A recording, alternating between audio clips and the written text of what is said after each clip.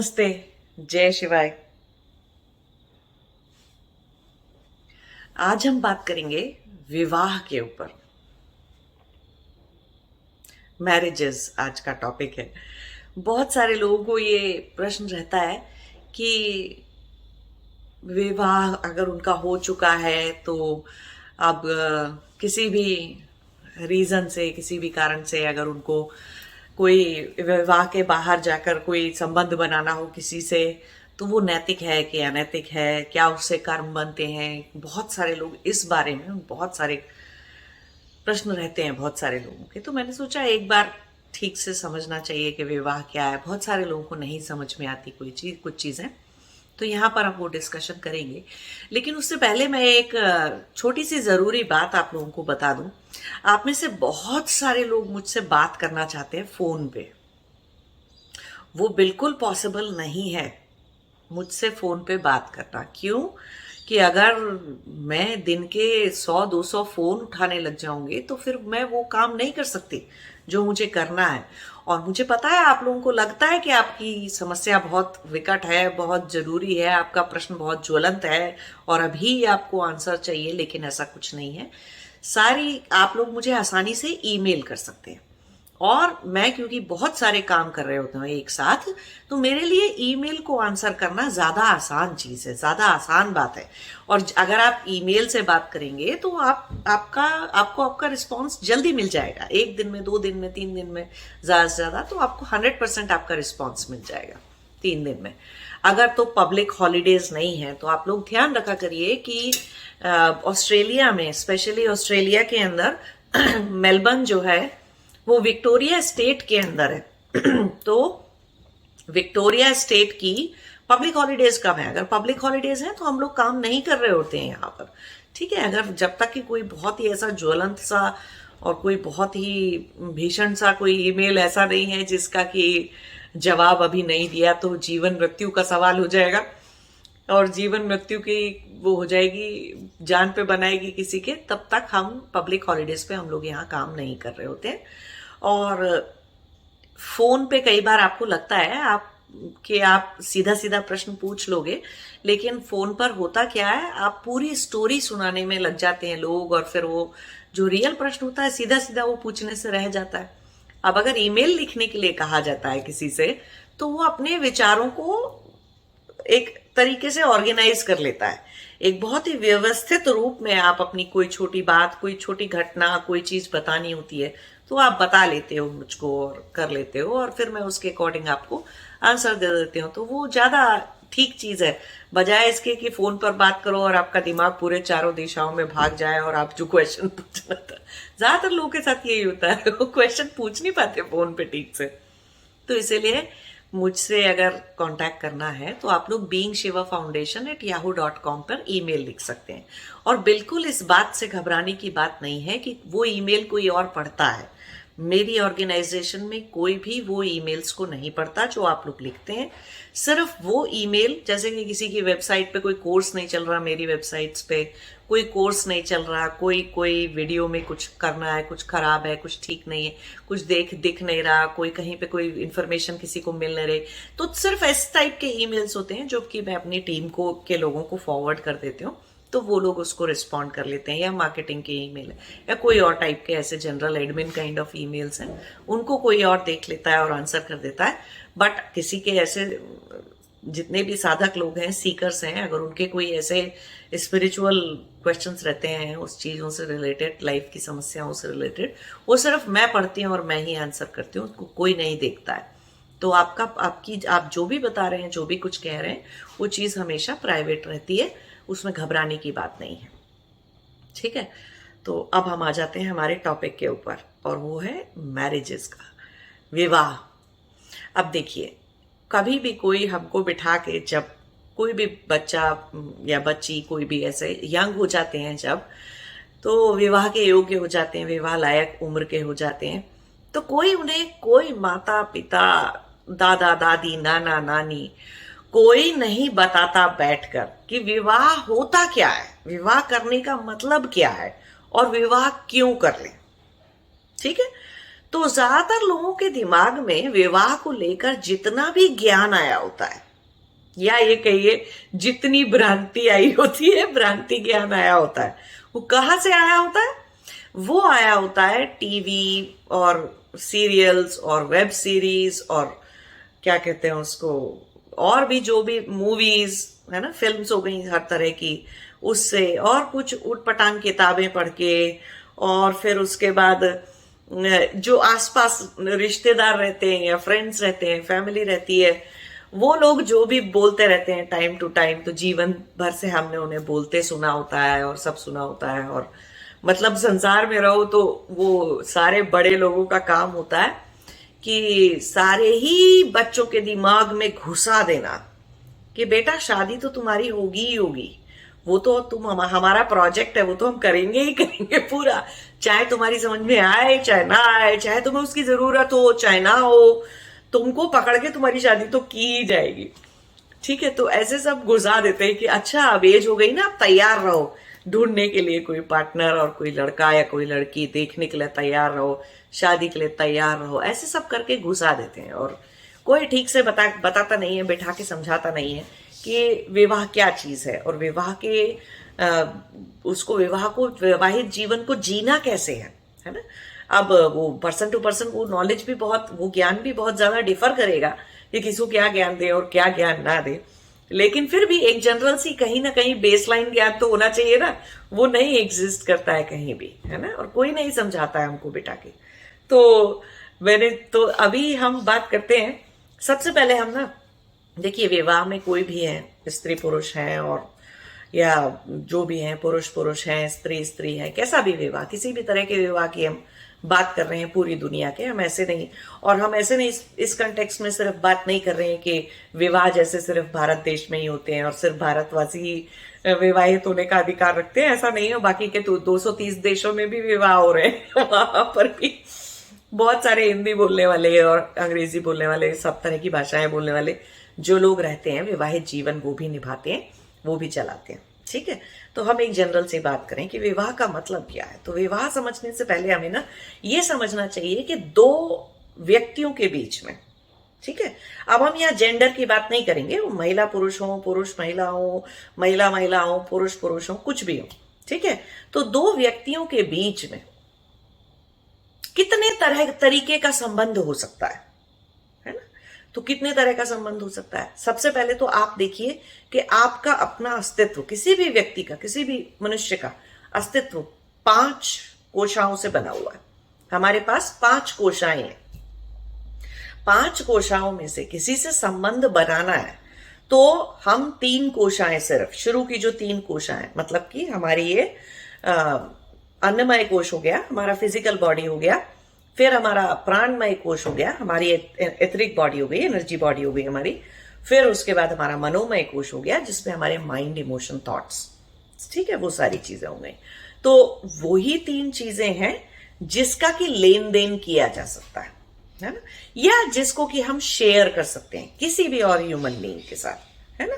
अब जब कहीं पे सिर्फ फिजिकल देह शेयर हो रही है, मींस इन अदर वर्ड्स हम बोल सकते हैं आप सिर्फ सेक्स कर रहे हैं किसी के साथ, है ना, तो हम उसको बोल देते हैं कि ये फिजिकल रिलेशनशिप है।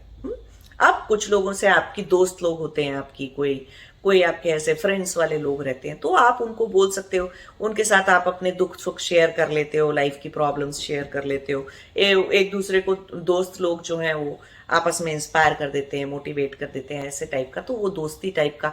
तो कहने का मतलब है कि सिर्फ मनोमय कोश शेयर हो गई और हेल्प कर देते हो, तो प्राणमय कोश भी लग रही है उस पर। अब दोनों ही जगह पे प्राणमय कोश काम करेगी, है ना। अगर आपका सिर्फ मानसिक किसी से वो है, संबंध है किसी भी व्यक्ति से, मानसिक का मतलब हो गया मेंटल इमोशनल संबंध है आपका, और उसमें सारे राग द्वेष अभिनिवेश आते हैं, उसके अंदर सारी चित्तवृत्तियां भी आती हैं क्योंकि मानसिक का मतलब है, मनोमय कोश का मतलब है चित्त से बनाया हुआ संबंध, है ना। तो आप जो है उसके अंदर वो सारी रिलेशनशिप आप शेयर करते हो। तो प्राणमय कोश, अगर आपने मानसिक रूप से किसी के साथ संबंध शेयर किया हुआ है, मनोमय कोश के बेसिस पे कोई संबंध बनाया हुआ है, तो उसमें भी आपकी प्राणमय कोश की प्राण शक्ति, प्राण ऊर्जा लगती है। और अगर आपने सिर्फ दैहिक संबंध बनाया हुआ है किसी से, है ना, फिजिकल रिलेशनशिप बना कर रहे हो आप किसी के साथ, तो भी आपकी प्राण शक्ति, आपकी प्राण ऊर्जा खर्च होती है उसके अंदर। तो प्राण शक्ति प्राण ऊर्जा दोनों जगह खर्च होती है, दोनों तरह से। अब क्या होता है, हम कई बार कुछ लोग बहुत ही उनके अंदर राग राग का स्वरूप इतना बिगड़ चुका होता है कि वो लोग ऐसे कोशिश करते हैं कि ये मेरा दोस्त तो बन गया, अब ये किसी और का दोस्त नहीं बनना चाहिए, मेरा सबसे अच्छा है, ये मेरा बेस्ट फ्रेंड है, या ये मेरी बेस्ट फ्रेंड है, अब ये किसी और की दोस्त नहीं हो सकती, है ना। ऐसे बहुत ही ईर्ष्या का अंदर भाव रहता है, अपनी क्या कहना चाहिए उसे, सेल्फ एस्टीम बहुत कम रहती है, सेल्फ वर्थ कुछ समझ में नहीं आती है। तो उनको लगता है कि अरे बहुत जेलसी हो गई, अगर कोई किसी और का दोस्त हो गया, कोई किसी और का से रिश्ता रखने लगा तो बहुत खराब बात हो गई, है ना। और फिर बात सारी इनसिक्योरिटी की है, अभिनिवेश की है कि ये इंसान ऐसा ना हो कि किसी दूसरे का दोस्त बन जाए तो मेरा दोस्त ना रहे, या ये व्यक्ति किसी और से संबंध बना ले तो ऐसा ना हो कि ये मेरे साथ संबंध को तोड़ दे, संबंध विच्छेद कर दे, है ना। सिर्फ इतना सा डर है अंदर। अब कुछ लोगों में बहुत ज्यादा होता है ये डर, कुछ में बहुत कम होता है ये डर, और कुछ में बिल्कुल नहीं होता है ये डर, उनको कोई फर्क नहीं पड़ता इन सब बातों से, ठीक है। तो अब जिनके अंदर जरा सा भी डर है ना, वो क्या करते हैं, उस जो भी उनका, जिसके साथ भी उनका संबंध है, उस संबंध के चारों तरफ नैतिकता, अनैतिकता और दुनिया भर के, दुनिया जहान के पूरे रूल्स रेगुलेशंस की एक बाउंड्री बनाने की कोशिश करते हैं, और वो मेक श्योर करते हैं कि वो आदमी उस बाउंड्री के बाहर नहीं जाना चाहिए। मूर्खता है ये, सरासर मूर्खता है ये। संबंध किसी भी दुनिया में, और मैं यहां पर अभी विवाह की बात नहीं कर रही हूं, हर तरह का संबंध की बात कर रही हूं, एक मनुष्य का दूसरे मनुष्य से जो हो सकता है। तो आपको समझना चाहिए कि कोई भी मनुष्य किसी भी मनुष्य को थोड़े दिन तक तो अपने डर की वजह से उसको उसका जीवन खराब कर सकता है, और उसको किसी भी और दूसरे से संबंध बनाने से रोक सकता है, बाकी वो जीवन भर ऐसा कर नहीं सकता। सामने वाला झूठ बोलना सीख लेता है, ठीक है, और एक झूठ का जीवन छुपा छुपा के कोई चीज करने लग जाता है, तो कोई मतलब नहीं है उन सब चीजों का। इसके अलावा अब कुछ संबंध ऐसे होते हैं एक मनुष्य से दूसरे मनुष्य के, जिसमें कि आत्मा से प्रीति निकलती है, आत्मा से प्रेम। आत्मा का गुण है प्रीति। अगर आपने मेरे आत्मा वाले वीडियोस नहीं देखे हैं तो इंग्लिश चैनल के ऊपर हमारे आत्मा के कौन कौन से गुण होते हैं, तो जब हम किसी के साथ प्रीति रखते हैं, कुछ सही चीजों के साथ प्रीति रखते हैं, सही लोगों के साथ, कुछ लोगों के साथ हम प्रीति रखते हैं, तो वो आत्मा का गुण है। उसमें ट्रांजैक्शन बेस नहीं होता, वो उसमें कोई व्यापार चल रहा है, आपस में लेन देन चल रहा है, ऐसा कुछ नहीं होता। वो बॉन्ड तब भी रहता है, बॉन्डेज नहीं, बंधन नहीं, उसकी बात नहीं कर रहे हैं हम यहाँ पर, लेकिन वो बॉन्ड जो है, कनेक्शन जिसे आप कह सकते हो, वो संबंध फिर भी रहता है। जैसे कि बच्चे का माँ से है, या एक बच्चे का अपने पिता से है ना, और माता पिता का अपने बच्चे से है। अब वो माँ अपने बच्चे को कोई हर वक्त बुला के चिपकाती और पुचकारती थोड़ी रहती है, करती रहती है अपना जीवन में, बच्चे को जैसे पालना है पालती रहती है। बच्चा चाहे 4 दिन कॉलेज चला गया, कहीं चला गया, सालों साल शक्ल ना दिखाए, बात ना करे, तो भी माँ का प्यार उससे, माँ और बच्चे का जो बॉन्ड है, या पिता और बच्चे का जो बॉन्ड है, वो कहीं खराब नहीं हो जाता, कुछ नहीं हो जाता उसका। तो माता पिता से ऐसा संबंध रखते हैं, ऐसा रिश्ता रखते हैं हम सभी लोग, और माता पिता अपने बच्चों से रखते हैं ऐसा संबंध, क्योंकि अब उसमें आत्मा की प्रीति झलक रही है ना, आत्मा का प्रीति वाला गुण है। ऐसे ही आप देखो कि किसी मनुष्य को कभी कोई जरूरत है और हमारे मन में करुणा जाग गई, है ना, जो हम करुणा दिखाते हैं अपने अंदर से, क्षमा की भावना, करुणा दिखाते हैं, दया दिखाते हैं, वो सब कुछ भी आत्मा के गुण होते हैं। तो उसमें भी हम कोई किसी के ऊपर हमने करुणा दिखाई, तो हम कुछ उससे रिटर्न में एक्सपेक्ट नहीं कर रहे हैं ना, कि अच्छा मैंने तो तेरी मदद करी, तू भी मेरी मदद करो, और या मैंने तुमको करुणावश कुछ दिया तो अच्छा तुम आगे चल के ऐसा करो मेरे साथ, ऐसे मुझे ये चाहिए वो चाहिए तुमसे, ऐसे नहीं करते, फिर उसे करुणा नहीं कह सकते ना। तो करुणा, दया, प्रेम, अब ये सब भी कैसे है कि इसमें आत्मा से प्रीति है। कुछ करने से, नहीं करने से कुछ नहीं होगा, है ना, कोई फर्क उस रिश्ते पर, रिश्ते के संबंध के कनेक्शन के ऊपर कोई फर्क नहीं पड़ेगा। ऐसे ही गुरु शिष्य का संबंध भी होता है। गुरु डांट दे, फटकार दे, या कोई ठीक से नहीं चल रहा है तो उसको भगा दे अपने पास से। शिष्य के अंदर गुरु के लिए अगर श्रद्धा है, प्रेम है, तो वो रहेगा। ऐसे ही गुरु अगर शिष्य का, सच में वो गुरु ने शिष्य को शिष्य मान लिया है, फिर तो वो शिष्य को कहीं भटकने नहीं देगा, जाने नहीं देगा, चाहे उसको फिर कुछ भी करके शिष्य को रास्ते पर लाना पड़े। अगर वो उसके जीवन का वो बन चुका है, गाइड बन चुका है, मार्गदर्शक बन चुका है, तो फिर वो रिश्ता आप चाहे बात करो ना करो, गुरु और शिष्य के बीच में कोई किसी तरह का कोई और एक्सचेंज हो ना हो, वो हमेशा के लिए वो गुरु शिष्य का संबंध बना रहता है, वो कहीं नहीं चला जाता है ना। तो अब ये वाले कुछ रिश्ते हो गए जो आत्मा से ड्रिवन है, आत्मशक्ति से चल रहे हैं, जबकि वो बाकी के संसारी जो तरीके के बाकी के जो वो थे कैसे चल रहे थे, वो कुछ तो मनोमय कोश की शक्ति से चलने वाले संबंध थे, रिश्ते थे, कुछ सिर्फ दैहिक शक्ति से या हमारे दैहिक शक्ति से चलने वाले संबंध थे, रिलेशनशिप्स थे।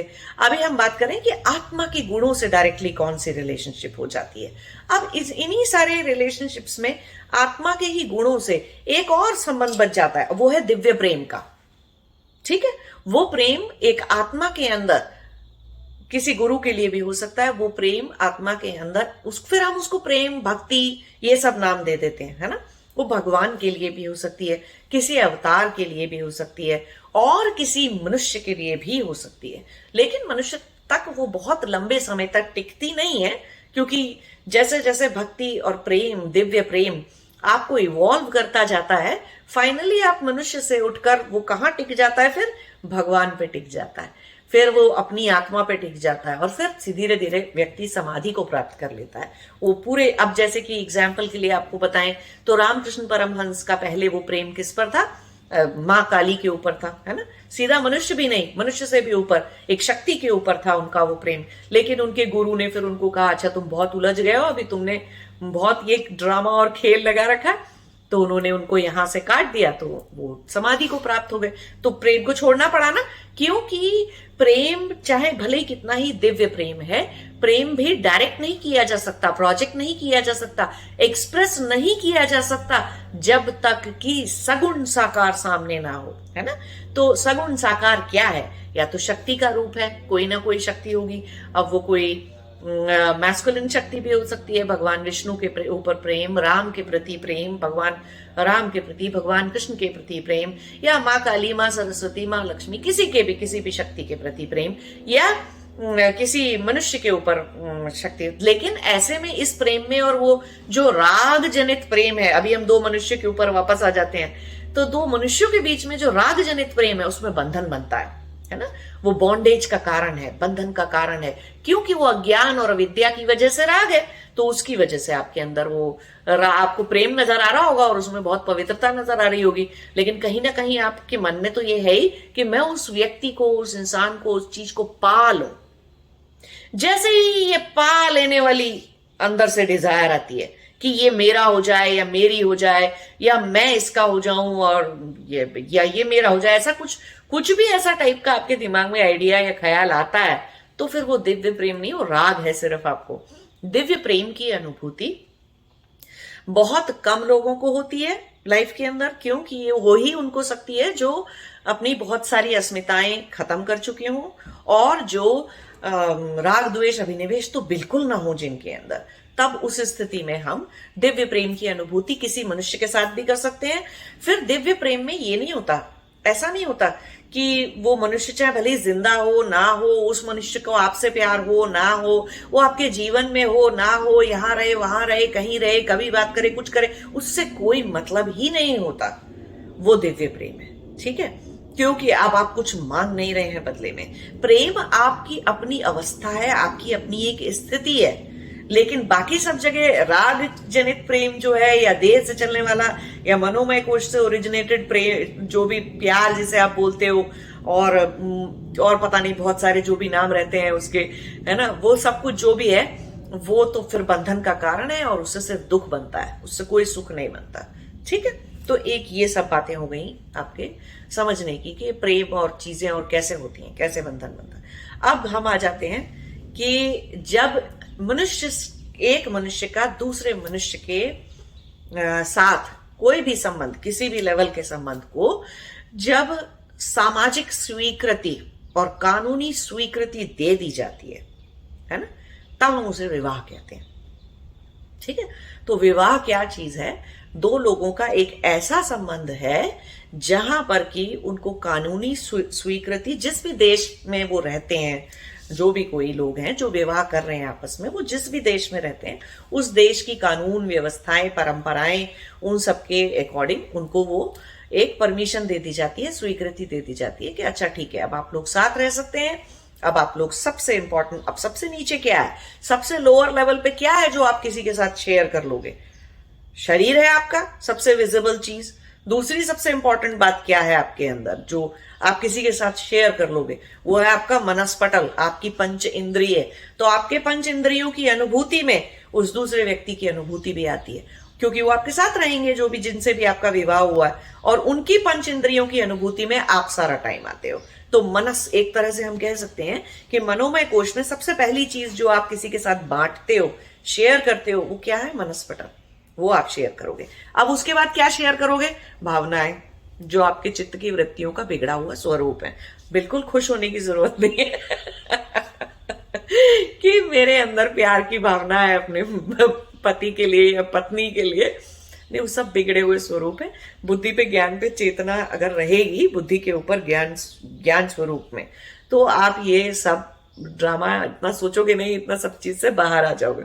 तो चलिए, फिर भी तो विवाह है क्या संसारी लोगों के लिए? तो ये हो गया, तो ऐसे करके संबंध बन गया, तो कानूनी स्वीकृति मिल गई। अब होता क्या है कि विवाह क्यों किया जाता है, ये एक प्रश्न आता है, क्यों करना है विवाह? और ये हर विवाह योग्य लड़के को और लड़की को अपने आप से पूछना चाहिए कि क्यों करना चाहते हो विवाह।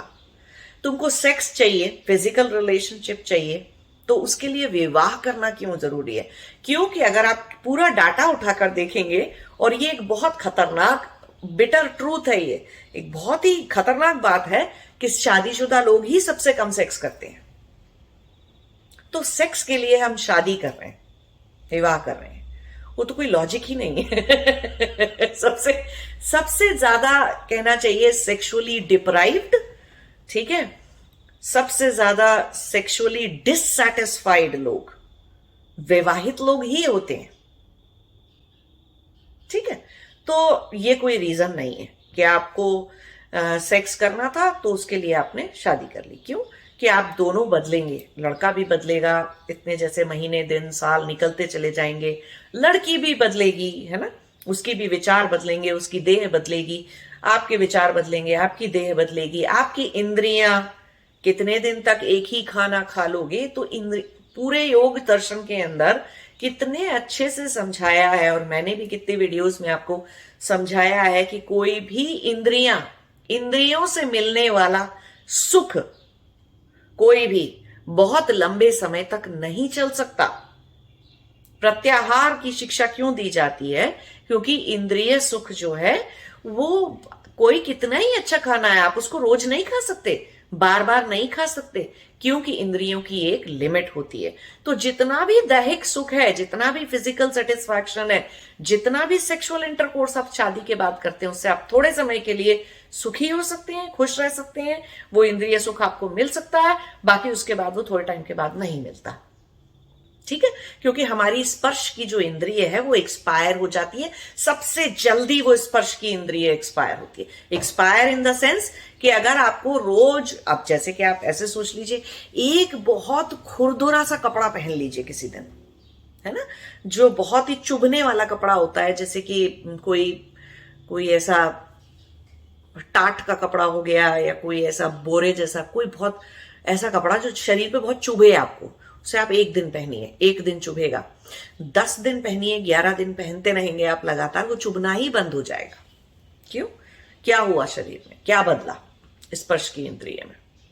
ऐसे ही कोई बहुत सॉफ्ट सा कपड़ा पहन लीजिए, तो जिन लोगों को सॉफ्ट कपड़े पहनने की आदत नहीं होती है, जो कि मुश्किल से मिलते हैं ऐसे लोग, लेकिन फिर भी कुछ लोगों को कुछ चीजों की सॉफ्टनेस अच्छी नहीं लगती, कपड़े की सॉफ्टनेस अच्छी नहीं लगती, तो कुछ लोग नहीं पहन पाते हैं वो कपड़ा, तो कुछ लोगों को अच्छा नहीं लगता।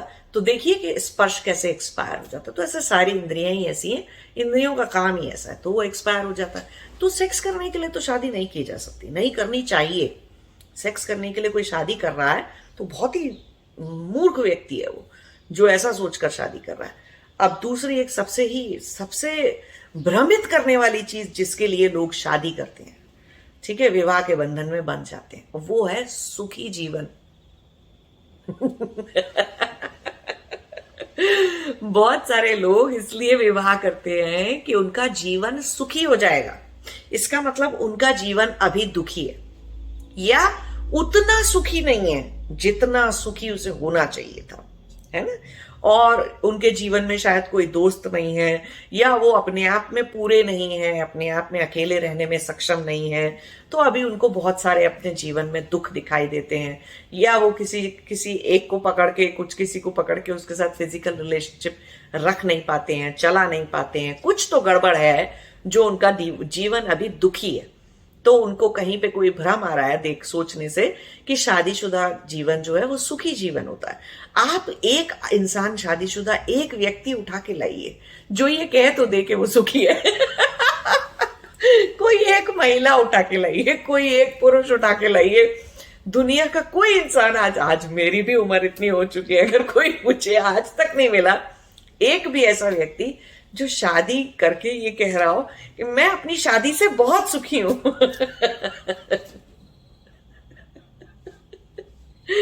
तो सुखी जीवन, अगर आप पहले से दुखी हैं तो अब आप और ज्यादा दुखी हो जाएंगे अगर आपने विवाह कर लिया तो, ठीक है। तो सुखी जीवन की प्राप्ति के लिए विवाह किया जाता है, ये महान मिथ्या और अज्ञान भरी बात है, ऐसा नहीं होता।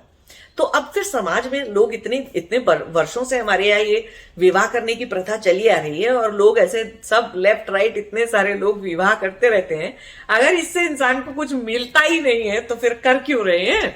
देखिए, उसका एक बहुत बड़ा सामाजिक व्यवस्था के पॉइंट ऑफ व्यू से इसका एक बहुत बड़ा कारण ये है कि बच्चे पैदा करने होते हैं, ठीक है। आपके मनुष्य की एक मनुष्य आत्मा जब कोई पैदा होती है तो उसका ये धर्म होता है कि वो दूसरी मनुष्य आत्मा के जन्म का कारण बने, है ना, माध्यम बन जाए, तो कोई भी दूसरी आत्मा का। तो उससे क्या होगा, एक मनुष्यों की ये जो पूरी की जन्म लेने की जो पूरी वो प्रक्रिया है, संसार का जो चलने की जो प्रक्रिया है, वो चलती रहेगी। एक सबसे बड़ा रीजन ये होता है। फिर माता और पिता जब दोनों मिलकर बच्चे को पालेंगे तो शायद बच्चे के पास ज्यादा संसाधन रहेंगे ना, रिसोर्सेज रहेंगे। कभी माँ नहीं सुन रही है तो पिताजी सुन लेंगे, कभी पापा नहीं सुन रहे हैं तो मम्मी सुन लेंगी, कभी माँ के पास पैसा नहीं है तो पापा पैसे दे देंगे, कभी पापा के पास नहीं है तो मम्मी दे देगी पैसे।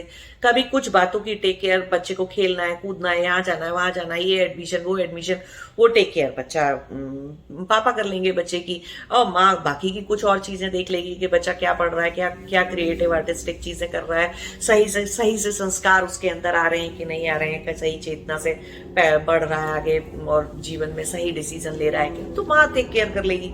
इतना मेहनत का काम है, इतना जटिल काम है कि बच्चों को पैदा करके उनकी देख रेख करना, उनकी परवरिश करना एक कोई आसान बात नहीं है, कोई मामूली बात नहीं है। तो दो क्या, ऐसा लगता है जब बच्चा छोटा होता है, किसी भी आप में से जितने लोगों के पास छोटे बच्चे हैं उनको पता है ये वाली बात कि ऐसा लगता है किसी तो कि 8-10 माँ बाप होने चाहिए थे एक बच्चे के। इतना 2-3 साल का बच्चा इतना थका देता है, इतना पागल कर देता है, इतना शैतानी करता है और इतना चंचल होता है और इतना ध्यान रखना पड़ता है कि कहीं ये हाथ ना काट ले या कुछ अपने ऊपर गिरा ना ले, कभी यहाँ चढ़, कभी इतना आसान काम नहीं है। दिनों महीनों हो जाते हैं। माओ से पूछिए, छोटे बच्चों की माता पिताओं से पूछिए कब से सोए नहीं है ठीक से,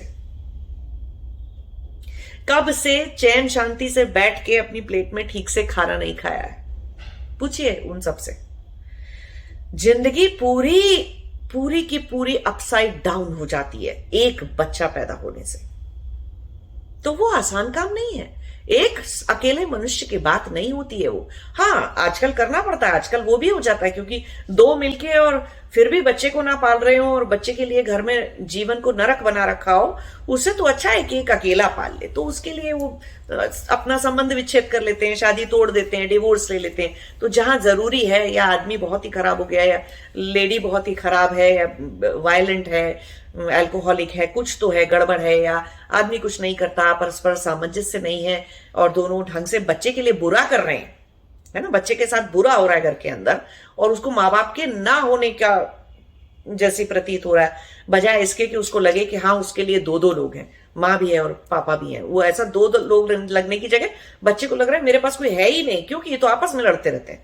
तो ऐसा घर का एनवायरमेंट है तो तोड़ लेना चाहिए, खत्म कर लेना चाहिए। लेकिन जहां तक है विवाह, मैं बता रही हूं अभी कि आइडियली विवाह क्यों की परंपरा क्यों है, क्यों एग्जिस्ट करती है, क्यों रखी जाती है ना। तो ये समाज को चलाने के ये सब नियम होते हैं, ये सब कुछ होते हैं। फिर थोड़े से इंसान जब घर गृहस्थी वाला होता है तो वो थोड़ा सा डर के संभल के चलता है ना, चेतना से चलता है कि मैं फालतू पैसा ना खर्चूं, क्योंकि ये बच्चा कल पढ़ने जाएगा, स्कूल जाएगा, उसके लिए तो ऐसे उल्टी सीधी चीजों में पैसे नहीं खर्च करते हैं। और फिर जब उनका बच्चा बीमार होता है तो चाहे कितने ही नास्तिक माँ बाप हो, जिंदगी भर उन्होंने दिया ना जलाया हो, पूजा ना करी हो, इतने माँ बाप देख लिए अभी तो मैंने कि पूरी जिंदगी उन्होंने किसी मंदिर नहीं जाया, पूरी जिंदगी अपने घर में भगवान की एक छोटी सी भी चीज उनके पास नहीं है, कोई प्रतिमा, कोई मूर्ति, कोई भी चीज नहीं है, कभी उन्होंने एक दिया नहीं जलाया, कोई पूजा नहीं की, कुछ नहीं किया। जहां बच्चा 1 से 2 बार बीमार पड़ना शुरू हुआ, छोटा बच्चा 2 साल वाला, 1 साल वाला, 3 साल वाला, 4-5 साल वाला छोटा बच्चा, जहां वो 4-6 बार बीमार पड़ा, फिर देखो उनको पता चल जाता है नजर उतारना क्या है, फिर उनको पता चल जाता है काला धागा क्यों बांधते हैं, रक्षा सूत्र क्यों बांधते हैं बच्चों को, फिर उनको पता चल जाता है कि भगवान, वो सर झुकाना सीख जाते हैं।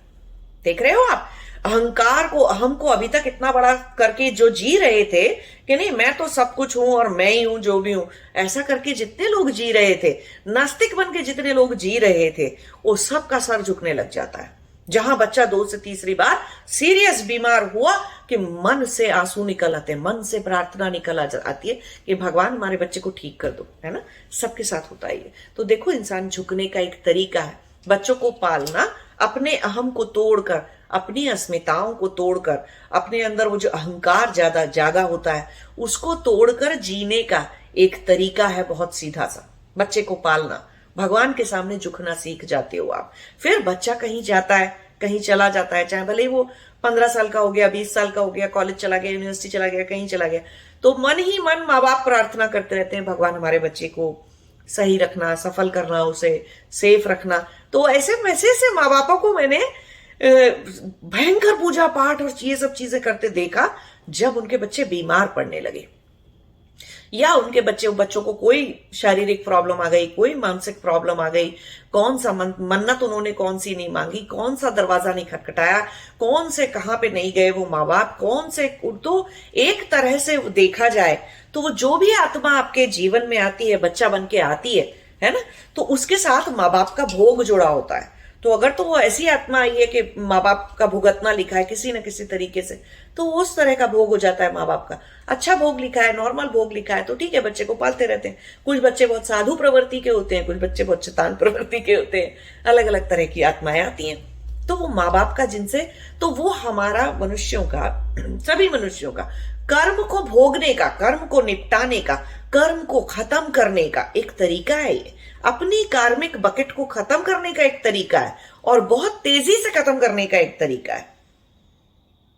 और जिस आत्मा के सबसे ज्यादा कर्म आपके साथ जुड़े होते हैं, वही आत्मा आपके साथ, आपके पास बच्चे के रूप में जन्म लेती है। सबसे ज्यादा कर्म जिसका भोग आपके भोग से 100% अलाइन होता हो, जिसके कर्म आपके कर्म से इस जन्म में बहुत जरूरी है निपटना, वही आत्मा आपके पास बच्चे की तरह जन्म लेगी।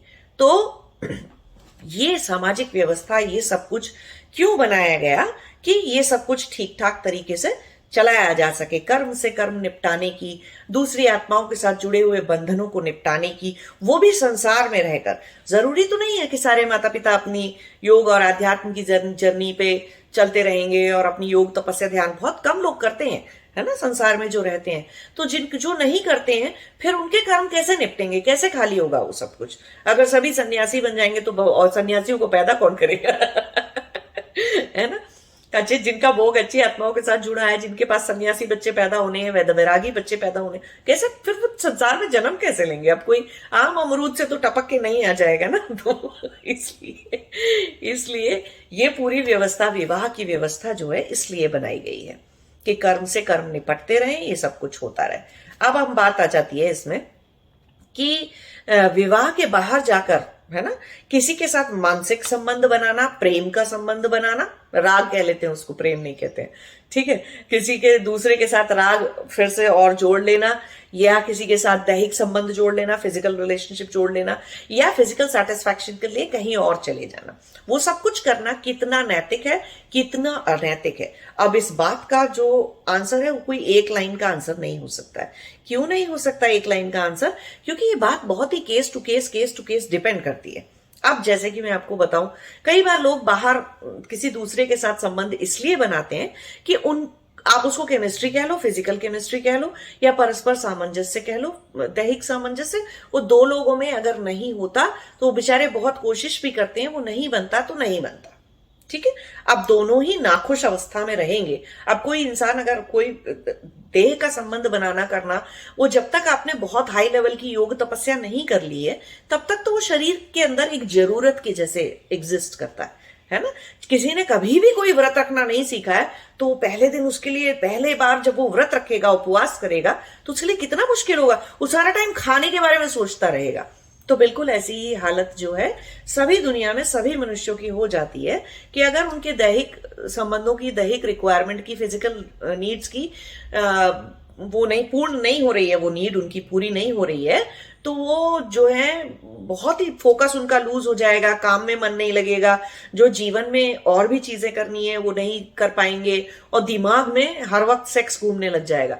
तो उससे तो अच्छा है कि जाके कर लो अपना, और दोनों के बीच में सामंजस्य नहीं बैठता पति और पत्नी के बीच में, तो ये नहीं समझना चाहिए कि फिजिकल रिलेशनशिप का दूसरा नाम विवाह है। इन अदर वर्ड्स हम ये कह रहे हैं कि विवाह का मतलब सिर्फ फिजिकल रिलेशनशिप रखना नहीं होता। फिजिकल रिलेशनशिप विवाह का एक तरह से समझ लेना चाहिए कि हाँ ठीक है, 25% हिस्सा है विवाह का। बाकी का 25% क्या है? बाकी का 25% है बच्चे को पैदा करना मिलकर, और उसकी सही परवरिश करना, एक अच्छा सिटीजन बनाना, एक अच्छा उसको, बच्चे को एक अच्छी चेतना वाली आत्मा की तरह से उसको अच्छे से रेज करना। ये दूसरा 25% है। तीसरा 25% क्या है? हर तरह की अर्थव्यवस्था का ध्यान रखना कि फालतू के पैसे खर्च मत करो, सही से चलो, बच्चे की पढ़ाई के लिए भी पैसे होने चाहिए, आपके पास अपनी बीमारी के लिए भी होने चाहिए, घर के लिए भी, सब चीजों के लिए, सारे जीवन को सही सुचारू रूप से आराम से जिया जा सके, उसका स्कोप लाइफ में होना चाहिए। वो एक अगला, अर्थव्यवस्था का ध्यान रखना, अर्थ का ध्यान रखना, ठीक है। तो वो एक अगला 25% है। तो टोटल 75% हो गए आपके। 25% शरीर की रिक्वायरमेंट हो गई, 25% बच्चे का प्रोजेनी को आगे चलाना, रिप्रोडक्शन करना और ये सब कुछ करना, तो वो एक 25% हिस्सा हो गया। बच्चे को चेतना तरीके से, चेतन स्वरूप आत्मा के जैसे पालना, तो वो एक 25% हो गया। और एक 25% हो गया कि आप जो है अर्थव्यवस्था का दोनों, पति और पत्नी दोनों मिलके ध्यान रखते हैं। चौथा क्या है? धर्म। चौथा 25% क्या है? धर्म। बच्चे को धर्म सिखाना, अपने सारी तरफ अपने कर्तव्यों की वो करना, कर्तव्यों को, ड्यूटीज को पूरा करना, अपने माता पिता के प्रति। आप माँ बाप बन गए, उसका ये मतलब नहीं है कि आपका मातृ ऋण, पितृ ऋण पूरा हो गया। तो वहां पर भी माता पिता का भी ध्यान रखना। कोई छोटे भाई बहन है, कोई भी लोग हैं आसपास जिनको धन चाहिए, किसी तरह की केयर चाहिए, किसी तरह की मदद चाहिए, उनका ध्यान रखना। कोई भी आश्रम है या कोई भी साधु संत है, कोई भी लोग जो संन्यास लेकर इस अलग रास्ते पे ब्रह्म ज्ञान की तरफ जाते हैं, उनका ध्यान रखना है। तो उनको दान दक्षिणा देते रहना। तो धर्म की स्थापना के लिए संसार में कुछ ना कुछ सबको करते रहना चाहिए। चाहे वो दान हो, तो दान जरूरी नहीं होता कि पैसे से किया जाता है, श्रम दान भी एक चीज है, सेवा भी एक चीज है, वो भी की जा सकती है। तो आप वो भी कर सकते हैं। और आप करेंगे माता पिता होने के नाते, तो बच्चा भी सीखेगा, फिर वो बच्चा भी वही चीज सीखेगा, उसमें भी वैसे ही संस्कार आएंगे कि नहीं, मेरे माँ बाप ने एक रोटी कम खाई या एक कपड़ा कम पहना, लेकिन किसी और दूसरे बच्चे की स्कूल की फीस दे दी, या किसी दूसरे और भी बच्चे को पढ़ा दिया, या मेरे माँ बाप ने ये चीज में वो अपना समय लगाकर हर बात को पैसे पैसे पैसे और क्या मुझे मिलेगा ऐसे देखते ही नहीं है। मेरे माता पिता कैसे देखते हैं कि किसी का भला हो जाएगा, चलो हमने ये चीज उसको ऐसे ही दे दी, चाहे ज्ञान था, चाहे दक्षिणा थी, चाहे रुपए पैसे थे, चाहे कपड़े थे, चाहे किसी को रहने की व्यवस्था करना था, या किसी और की बच्ची की शादी करानी थी, किसी बच्ची के स्कूल की फीस देनी थी, किसी बच्चे को कुछ नौकरी दिलानी थी, कुछ भी धर्म के लिए करते रहते हैं। 25% वो हिस्सा था। तो विवाह जो एक एंटरप्राइज है, जो कि एक इंस्टीट्यूशन है हमारे यहाँ, उसकी जो व्यवस्था है, सामाजिक व्यवस्था को बना के रखने के लिए ये 4 तरह से 25-25-25-25% के लिए किया जाता है। तो अब आप विवाह को इसलिए नहीं तोड़ देंगे, विवाह के कि मैं इसलिए डिवोर्स देता हूं या देती हूं किसी को क्योंकि वो मैं फिजिकली सेटिस्फाइड नहीं हूं उस वजह से डिवोर्स नहीं दिया जाता। अगर तो आप बाकी के 75% में दो लोगों की टीम की तरह से काम करते हैं और बहुत अच्छी टीम आपकी काम करती है, आप पति पत्नी के स्वरूप, मतलब कहने का ये है कि बच्चे की भी बहुत अच्छी टेक केयर करते हैं, पूरा ध्यान रखते हैं बच्चे का, और आप जो है उसका अर्थव्यवस्था का पूरा ध्यान रखते हैं, दोनों जने बहुत अच्छी सी अर्निंग करते हैं, दोनों बच्चे की भलाई के लिए, अपनी खुद की भलाई के लिए, अपने खुद के एवोल्यूशन के लिए, अपने पाथ पे आगे चलने के लिए पैसे खर्च करते हैं और पैसे कमा लेते हैं, और अपने कर्म एक दूसरे का बैठकर सिर्फ खाते नहीं रहते बल्कि अपना कार्मिक योगदान जो आर्थिक योगदान है वो भी पूरा करते हैं। तो वहां पर भी कर्म निपटता है आपका, ठीक है। तो ये सिर्फ बच्चे के साथ कर्म निपटाने के लिए व्यवस्था नहीं है, पति और पत्नी की आपस में भी कर्म निपटाने की व्यवस्था है ये। तो अगर आप उसमें भी बहुत अच्छे हैं, दोनों जने अच्छी सी अर्थव्यवस्था चलाते हैं, अपने अपने फील्ड में दोनों के दोनों बहुत अच्छे से काम करते हैं, एक दूसरे को ये सब कुछ करते हैं, और दोनों ही धर्म के लिए अग्रसर रहते हैं। अगर पति को कुछ मौका मिलता है किसी को दान देने का, दक्षिणा देने का, या किसी की सेवा करने का, या कोई भी कुछ चीजें करने का, तो वो भी अपने टाइम से अपने सहूलियत से करता रहता है, और पत्नी जो है वो भी करती रहती है। तो दोनों मिलके, और जहां दोनों को मिलके कुछ ऐसा करना होता है तो दोनों मिलके भी करते रहते हैं। ये है विवाह का पर्पस। तो सिर्फ एक पर्पस अगर नहीं पूरा हो रहा है तो उसके लिए शादी तोड़ देना तो कोई रीजन नहीं है।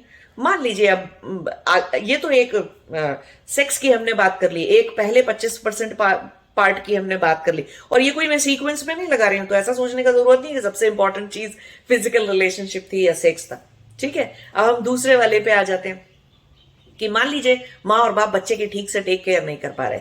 अब ये तो बहुत ही बड़ा रीजन है, मतलब डिवोर्स हो जाने का या संबंध विच्छेद कर देने का, उस संबंध से, शादीशुदा जीवन से निकल जाने का एक बहुत बड़ा रीजन है ये। और ये तो फिर इस केस में डिवोर्स को या संबंध विच्छेद को हम टाल भी नहीं सकते। क्यों? कि जिस आत्मा को आपने जन्म दिया, अगर वो आत्मा अगर रो रही है, उस आत्मा को भरण पोषण, घर की छत, पैसा, सब कुछ नहीं मिल रहा है, वो आत्मा 24 घंटे सिर्फ कलह और कलेश के एनवायरनमेंट में, टॉक्सिक एनवायरनमेंट में घर के अंदर जी रही है, तो उस तरह के शादीशुदा संबंध को तोड़ देना चाहिए। क्यों? कि बच्चा बीमार हो जाएगा, मानसिक रूप से भी, शारीरिक रूप से भी। और क्योंकि आप लोग अपनी वृत्तियों की वजह से झगड़े जा रहे हैं, लड़े जा रहे हैं, और घर में इतना बुरा खराब एनवायरनमेंट आपने कर रखा है, उसकी वजह से आप भी बीमार हो जाएंगे, शरीर से भी बीमार हो जाएंगे और मानसिक रूप से भी बीमार हो जाएंगे। तब क्या होगा? अगर आप इस दो तरह से बीमार हो गए तो फिर वो जो तीसरा 25% था अर्थव्यवस्था, वो हिलेगी आपकी। क्यों? मानसिक रूप से स्वस्थ नहीं है तो जाइए एक दिन घर में, आप में से जितने लोग शादीशुदा हैं उनको पता है, जिस दिन घर में झगड़ा होता है उस दिन ऑफिस में कैसे बैठा जाता है, उस दिन ऑफिस में काम करने में या अपने बिजनेस में काम करने में कितना मन लगता है आपका, और वही किसी दिन खुशी खुशी जाओ तो कितने उत्साह से कितना सारा काम कर देते हैं।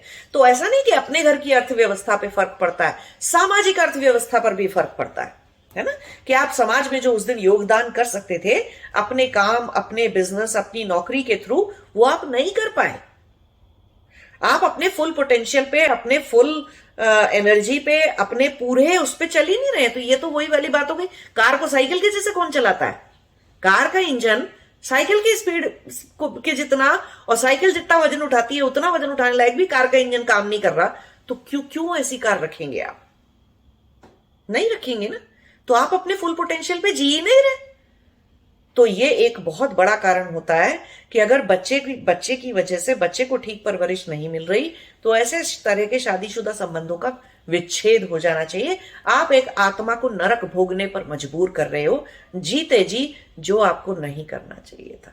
सिर्फ इसलिए जुड़े हुए हो एक दूसरे से, क्यों? कि आप में डर है कहीं ना कहीं कि छोड़ दिया तो ये पैसे कहां से आएंगे, ये सुख सुविधा कहां से आएगी, और ये समाज में जो इज्जत है, फलाना ढिमा का, पता नहीं क्या क्या बुरे बुरे अजीब अजीब अस्मिताएं बना रखी होती हैं, सामाजिक अस्मिताएं। वो तो जो अभिनिवेश से की वजह से अगर आप इस संबंध में इस विवाह के संबंध में रह रहे हो तो बहुत बुरा कर्म बना रहे हो आप। जरूरी नहीं है कि फिर आप बाहर जाके सेक्स करते हो नहीं करते हो, बाहर जाके एक्स्ट्रा मैरिटल चलाते हो, क्या करते हो क्या नहीं करते, कोई मतलब नहीं है। अभिनिवेश की वजह से, डर की वजह से और रेजिस्टेंस टू चेंज की वजह से आप इस विवाहित जीवन को जी रहे हो, तो ये जघन्य घोर कर्म, अपराधी कर्म करने वाली, पाप कर्म करने जैसे वाली बात है। मत करो ऐसा, है ना सामने वाली आत्मा को बीमार बनाओ, ना खुद को बीमार बनाओ, ना ही बच्चों को ऐसा जीवन दो। ठीक है, तो दो लोग नहीं चल सकते हैं। तो ये एक, तो अब सेकंड लेवल ऑफ 25% जब खराब होता है तो संबंध विच्छेद कर लेना चाहिए, क्योंकि उससे अर्थव्यवस्था खराब होती है, हिलती है।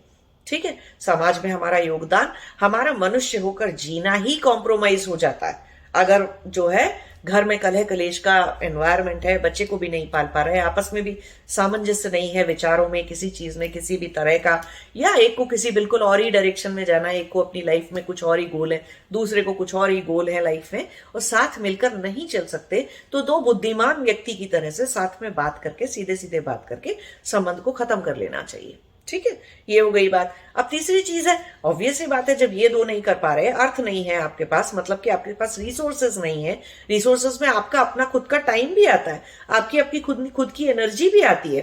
ठीक है, और घर में शांति का माहौल नहीं है, वातावरण नहीं है, तो धर्म के लिए तो आप कुछ नहीं कर रहे, कुछ नहीं हो सकता है।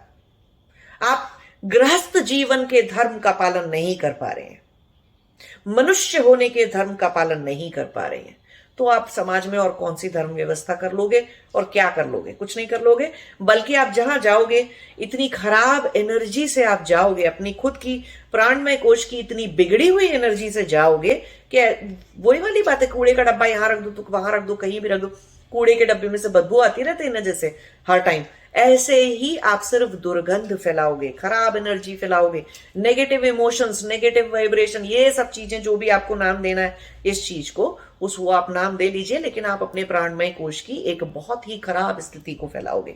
और क्योंकि आप तमस से घिरे हुए हो, तामसिक चीजों से घिर जाओगे अगर आप ऐसा कलह कलेश का एनवायरमेंट रखोगे और ये सब कुछ करोगे, तो तामसिक चीजों से घिर जाने से आप बहुत सारी बीमारियों का शिकार हो सकते हो, फिजिकल बीमारियों का, बहुत सारी मनोदैहिक बीमारियों का शिकार हो सकते हो, साइकोसोमैटिक डिसीजेस जैसे कि diabetes, hypertension and all that.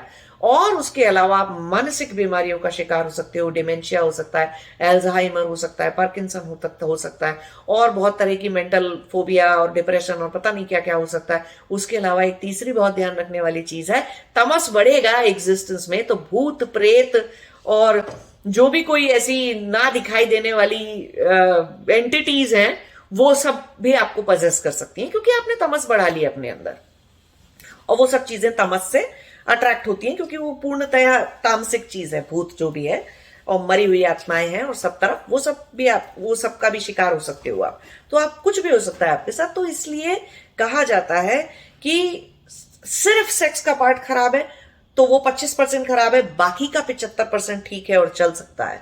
तो उसके लिए आपको शादी तोड़ने की जरूरत नहीं है।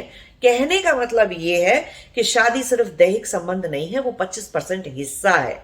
तो ठीक है, जाओ कहीं और पे कुछ कर लो। हाँ, इतने का एक दूसरे का, पति को पत्नी का और पत्नी को पति का इतना मान सम्मान उस रिश्ते का रखना चाहिए कि घर में आके ठीक है बाहर कुछ कराए तो उसका कोई डिटेल मत बताओ, कोई एक दूसरे के सामने उस चीज से अहंकार बनाने की जरूरत नहीं है कि तुम तो हमारी जरूरत पूरी नहीं कर सकते तो देखो मैं बाहर जाके कुछ कराई, या तुम तो मेरे लिए कुछ नहीं करती या कुछ ऐसा नहीं कर सकती वैसा नहीं कर सकती तो देखो मेरे को बाहर और बहुत सारे लोग मिल गए और मैंने बहुत सारा कुछ कर। ये सब इतना अहंकार बनाने की जरूरत नहीं है, क्योंकि टूटता है ये सब कुछ, है ना। तो कोई भी रिश्ता, कोई भी चीज, कोई भी प्यार, कोई भी चीज आपने घर के बाहर पा ली है तो उसका ये मतलब नहीं कि घर में आके अकड़ दिखाओ, अहंकार बनाओ, स्मिताएं बनाओ।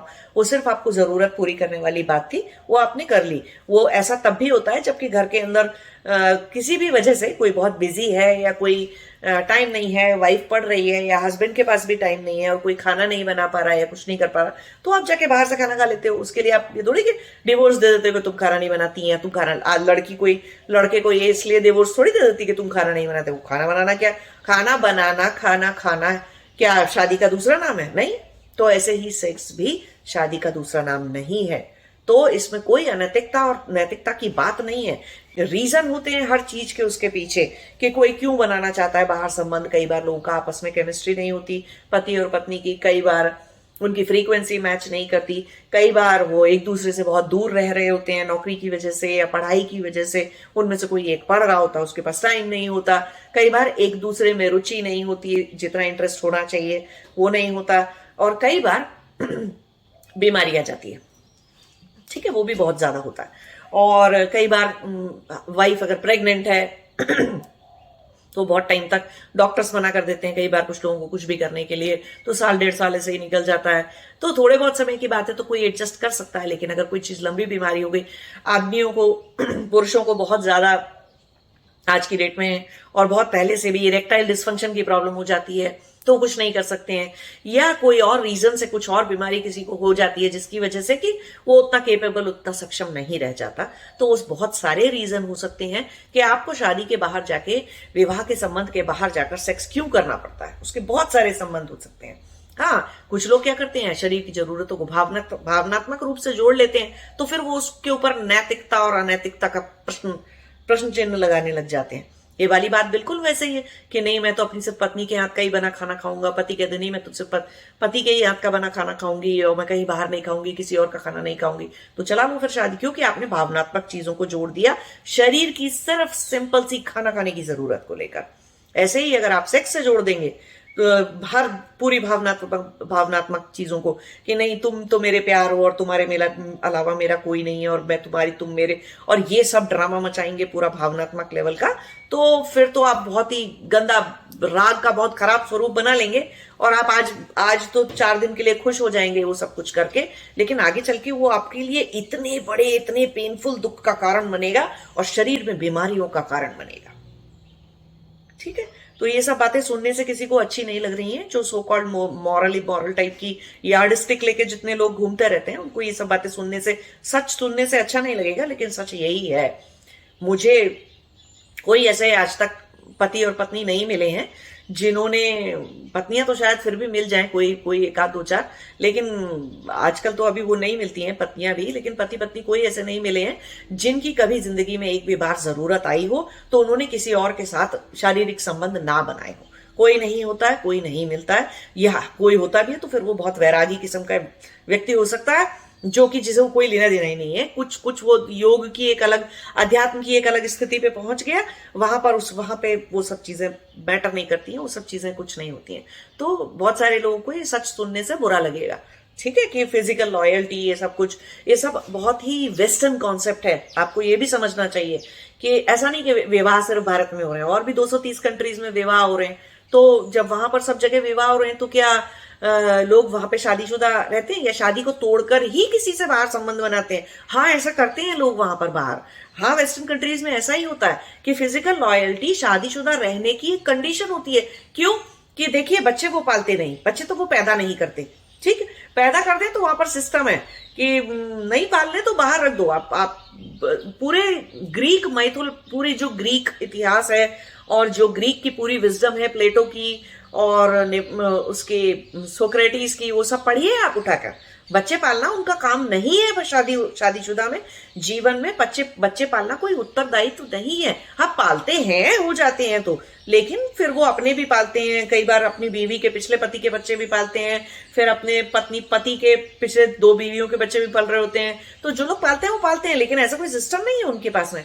दूसरा, दोनों मिलके कमाएंगे तो दोनों मिलके बच्चे के ध्यान के लिए, अपने जीवन के लिए, अपने एवोल्यूशन के लिए पैसे कमा रहे हैं, ऐसा भी कोई सिस्टम नहीं होता है ज्यादातर लोगों में बाहर। तुम्हारा पैसा तुम्हारा, मेरा पैसा मेरा, चाहे भले ही हम शादीशुदा है। और धर्म के लिए तो कोई कुछ कर ही नहीं रहा है। बहुत कम बाहर के कहीं के देशों में कोई ऐसा कॉन्सेप्ट ही नहीं है कि विवाह ये 25% 25% 25 25 25 ऐसे करके 4 भागों से, 4 चीजों से मिलकर बना हुआ है, चार पिलर पे खड़ा हुआ है वैवाहिक जीवन। ऐसा कोई कॉन्सेप्ट नहीं एग्जिस्ट करता।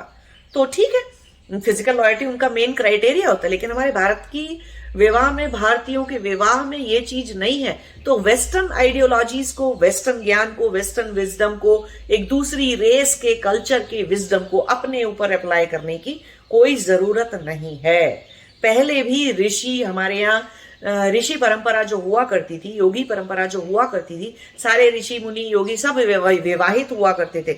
सन्यासी परंपरा बहुत बाद में आई है। योग अध्यात्म की जर्नी पे चलने के लिए विवाहित होना जरूरी होता था। सोच के देखिए आप, कितना कितना अलग समाज था उस समय के रूप में, है ना। आज क्योंकि लोग विवाहित होने के बाद पूर्णता भोग में लग जाते हैं, इसीलिए थोड़ा सा एक सन्यासी सिस्टम अलग बना दिया, ज्ञान का एक सिस्टम अलग बना दिया, लेकिन पहले ऐसे नहीं था। तो विवाहित होना जरूरी था, क्योंकि विवाहित तरीके से समाज ज्यादा अच्छे मजबूत तरीके से एक समाज को चलाया जा सकता है ना। धर्म की स्थापना के साथ, धर्म के साथ लोगों को धार्मिक रखा जा सकता है। तो वो व्यवस्था ऐसे चलती थी। और पहले भी एक ऋषि के कई सारी ऋषि पत्नियां हुआ करती थी, और एक ऋषि पत्नी जो होती थी उनके कई बार कई सारे पति भी होते थे। कई सारे ऋषियों के साथ महिलाएं हमेशा संख्या में ज्यादा होती थी, तो एक पुरुष के साथ पुरुष कम हुआ करते थे, क्योंकि वो जेनेटिकली भी थोड़ी सी प्रॉब्लम है उस चीज की कि वो 2 एक्स और वाई क्रोमोसोम जो है वो इतना जल्दी संयोग में नहीं आते हैं। तो इसीलिए हमेशा, और शक्ति जो है वो संसार का आधार है, सबसे बड़ी समझने वाली बात ये है। तो हमेशा नारी शरीरधारी लोग धरती पर ज्यादा रहेंगे। हाँ, अभी आज की डेट में वो भ्रूण हत्या करके और पता नहीं क्या क्या करके जेंडर देख देख के लड़कियों को मार देते हैं, वो एक अलग गंदी और सीरियस प्रॉब्लम है, वो एक अलग बात है। लेकिन हमेशा शक्ति संसार का आधार है, तो शक्ति हमेशा ज्यादा होगी संख्या में और नंबर में, जबकि पुरुष शरीरधारी आत्माएं कम होंगी। तो पहले भी ऐसा रहता था, ऐसी चीजें हुआ करती थी, कोई नहीं। और मैंने ऐसे बहुत पुराने जमाने की, अगर हम अपने से 4 जनरेशन पहले की बात भी करें, तो पत्नियों में जितनी भी पत्नियां होती थी, विवाहित लोग होते थे, उनमें ये समझ होती थी कि ठीक है, हम घर में आके आपस में एक दूसरे से प्यार करते हैं, एक दूसरे से सम्मान करते हैं, आदर करते हैं, हम अपने बच्चों के लिए दोनों लोग रिस्पॉन्सिबल हैं। एक दूसरे के अंदर जो और प्रतिभाएं और गुण हैं उनको हम बहुत अच्छे से समझते और संभालते हैं, उनके नाते हम अपने पति या पत्नी का सम्मान करते हैं। तो ठीक है, हम ये बात डिस्कस नहीं करेंगे घर में, या आके बताएंगे नहीं, या उससे कोई अहंकार नहीं बनाएंगे कि भाई हमने बाहर जाके जरूरत थी हमारी, तो हम 10 महीने के लिए, 4 महीने के लिए हम घूमने चले गए, हमने कुछ कर लिया, तो अब हम जो है वो कोई शादी तोड़ने की बात हो गई उससे कोई, या वो कोई बहुत ही अहंकार बनाने वाली बात हो गई, या वो कोई खराब बात हो गई। ऐसे कुछ नहीं होता था पहले। तो आज से 3 जनरेशन 4 जनरेशन पहले भी सभी में समझ होती थी कि नौकरी करने के लिए बाहर जाना पड़ता है, देश की रक्षा करने के लिए बहुत सारे सैनिक बाहर जाते हैं, बहुत सारी सैनिकाएं ऊपर जाती हैं, बॉर्डर पर खड़ी रहती हैं, सब कुछ करते थे। तो उनके घर वाले और सब लोग, ऐसा नहीं है कि वो बेचारे त्रस्त होके जीते रहेंगे, नाखुश होके जीते रहेंगे और 4 टाइम उपवास ही करते रहेंगे, फिजिकल उपवास और मेंटल उपवास और हर तरह का उपवास करते रहेंगे। नहीं, वो प्रैक्टिकल लाइफ नहीं है, वो प्रैक्टिकलिटी नहीं है लाइफ की, वो लाइफ का सत्य नहीं है, और ऐसा होता भी नहीं है।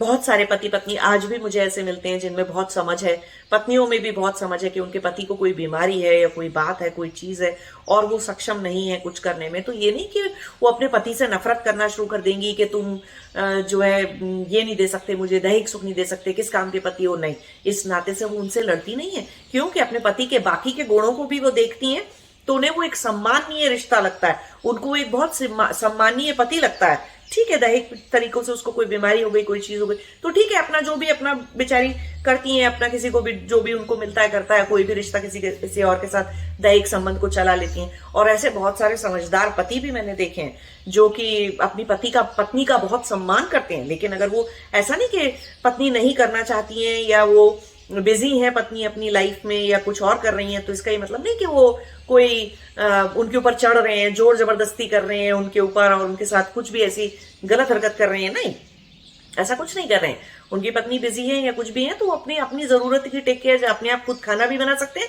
तो बाहर जाके सेक्स भी कर सकते हैं, कुछ भी कर सकते हैं फिर वो। और ऐसा नहीं कि पत्नी को नीचा दिखा रहे हैं या कुछ कर रहे हैं, ऐसा नहीं।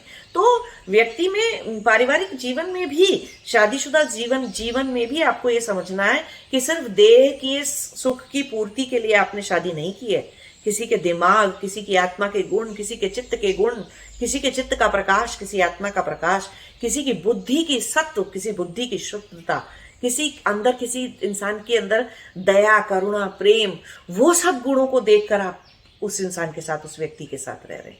इसलिए नहीं कि वो आपका देह के सुखों की और देह की जरूरतों की पूर्ति कर सकता है कि नहीं कर सकता है। तो ये एक बहुत समझने वाली बात है। और ऐसा सोचने की गलतफहमी में मत रहिए। बहुत सारे लोग ऐसी बहुत गलतफहमी में रहते हैं कि बाहर वेस्टर्न कंट्रीज में तो फटाफट डिवोर्स हो जाता है और ज्यादातर लोग डिवोर्स ही होते हैं, उनको शादी की और रिश्तों की कोई अहमियत नहीं पता। नहीं, भारत के लोगों को ज्यादा रिश्तों की अहमियत और सब कुछ नहीं पता है। क्यों? कि वहां पर लोग शादीशुदा इसलिए नहीं है कि उनको बहुत प्यार है या उनकी समझ में विवाह बहुत अच्छे से आ रहा है या उनका वैवाहिक जीवन बहुत सुखी है, इसलिए नहीं शादीशुदा है। इसलिए शादीशुदा है क्योंकि अभिनिवेश का बहुत गहरा संस्कार है। डरते हैं रिश्ते को तोड़ने से, पैसे की वजह से डरते हैं, सामाजिक मान प्रतिष्ठा की वजह से डरते हैं, कौन क्या, चार लोग क्या कहेंगे, ऐसी प्रतिष्ठा से डरते हैं। और ऐसी चीजों से कोई ना भी डरे और उसमें हिम्मत आ भी जाए तो भारत का न्यायिक व्यवस्था, भारत की जो है जुडिशियल सिस्टम जो है वो इतना बैक्ड अप है केसेस से और सब चीजों से कि ऐसा लगता है कि 5-10 साल तो डिवोर्स लेने में ही लग जाएंगे। बाहर के लोगों को समाज में डर नहीं है, अभिनिवेश का संस्कार नहीं है। तो अगर उन्हें गलत लगता है साथ में रहना तो उनका न्यायिक सिस्टम, न्यायिक व्यवस्था बहुत सारे देशों की वो इतनी खराब नहीं है, इतनी बैक्ड अप नहीं है। तो 3 महीने में, 6 महीने में मिल जाता है आराम से। 2 लोग अगर नॉर्मली जाकर म्यूचुअली डिवोर्स लेना चाहते हैं तो आराम से मिल जाता है, ठीक है। और भारत में, बाहर के देशों में शादीशुदा लोगों के अंदर आत्महत्या नहीं पाई जाती। आत्महत्या का रेट नहीं है, बहुत गिरा हुआ, बहुत कम लोग हैं। बहुत ही रेयर कोई इंसान होगा जो आत्महत्या या होमिसाइड के केस, हत्या शादीशुदा लोगों के बीच में होती होगी आपस में। किसी और की बात नहीं कर रहे हम, कोई उनको मार जाए उसकी बात नहीं कर रहे, या हम बात कर रहे हैं कोई पति या पत्नी आपस में एक दूसरे को मार दे, एक दूसरे की जान ले ले या अपना आत्महत्या कर ले, उसकी बात कर रहे हैं। भारत का आंकड़े सबसे ज्यादा हाई है। शादीशुदा लोगों के अंदर एक दूसरे को मार देने की, होमिसाइड की सबसे ज्यादा केसेस पाए जाते हैं। और भारत के अंदर सबसे ज्यादा केसेस पाए जाते हैं आत्महत्या के, शादीशुदा लोगों के अंदर। क्यों? कि शादीशुदा जीवन नरक हो चुका है। नरक क्यों हो गया? क्योंकि कोई वेस्टर्न कॉन्सेप्ट, आइडियोलॉजी चिपका ली कि शादीशुदा होने का मतलब था कोई भी रीजन हो जाए, मर जाओ तुम, लेकिन बाहर सेक्स मत कर लेना। ऐसे बांध लिया, शरीर से बांधना चाहते हैं, देह से बांधना चाहते हैं एक दूसरे को। देखना भूल जाते हैं, बिल्कुल देखना भूल जाते हैं पति पत्नी कि उनकी पत्नी के अंदर, पति भूल जाते हैं देखना कि पत्नी के अंदर और भी क्या गुण है। पत्नी भूल जाती है देखना कि पति के अंदर, पति एक कितना अच्छा इंसान है, कितना अच्छा व्यक्ति है, समाज के लिए, बच्चों के लिए, माँ बाप के लिए, रिश्ते नाते लोगों के लिए कितना अच्छा व्यक्ति है वो। सिर्फ क्योंकि वो एक दैहिक चीजों की पूर्ति नहीं कर पा रहा तो जान ले लो उसकी आदमी की, मतलब वो तो दुनिया का सबसे गिरा हुआ आदमी हो गया। ऐसे सोचने लग जाती हैं पत्नियां। और ऐसे ही बहुत सारे पति सोचने लग जाते हैं कि ये बेकार की बीवी है, क्योंकि ये तो मेरे फिजिकल सेटिस्फैक्शन के लिए, मेरे दैहिक सुख के लिए कुछ नहीं करती है। ये चाहे भले ही बेचारी वो बच्चों को अच्छे से पालती हो, हर टाइम बच्चों का ध्यान रखती हो, बहुत अच्छा पैसा भी कमाती हो और धर्म की स्थापना के लिए सच्चे मन से आगे लगी रहती हो, उनके हिसाब से वो 75% बेकार है। तो ऐसे लोग जीवन के हिसाब किताब में बहुत ही पुअर अकाउंटेंट हैं, ऐसे समझना चाहिए। बेकार के वाहियात लोग हैं ऐसे जो 75%, एक 25% ना होने से उनको वो 75% भी दिखाई देना बंद हो जाता है। तो समझिए बैठकर, ठीक है। काम, अर्थ, धर्म, मोक्ष, 4 पुरुषार्थ वैवाहिक जीवन का भी आधार है। और मनुष्यों का मनुष्यों से रिश्ता सिर्फ दैहिक संबंध नहीं है। मनुष्यों में और भी गुण है, बुद्धि है, आत्मा है, चेतना है, और भी बहुत अच्छे अच्छे गुण हैं। उसकी वजह से, उन गुणों की वजह से किसी दूसरे मनुष्य के साथ, चाहे भले ही वो आपका विवाहित पार्टनर है, लाइफ पार्टनर है या कोई भी है, उन गुणों की वजह से किसी से रिश्ता बनाइए, उन गुणों की वजह से किसी से रिश्ता रखिए, क्योंकि कभी आपकी देह भी बूढ़ी होगी और बीमार होगी। तो इस गलतफहमी में मत रहिए कि आपका ये जो कैलकुलेशन है कि नहीं नहीं फिजिकल सेटिस्फैक्शन मैरिज में सबसे बड़ी बात है, ये गिरेगा किसी दिन, बहुत बुरे से गिरेंगे आप। ठीक है, तो सोचिए, समझिए इन सब बातों को और फिर समझिए कि आप ये सब कुछ किसी के साथ करने के लिए तैयार हैं, तब तो विवाह करिए, नहीं तो मत करिए। जरूरी नहीं होता विवाह करना, सबको विवाह करना चाहिए ऐसा कहीं पे लिखा नहीं है, ऐसा कोई नियम नहीं है। ठीक, नमस्ते, जय शिवाय।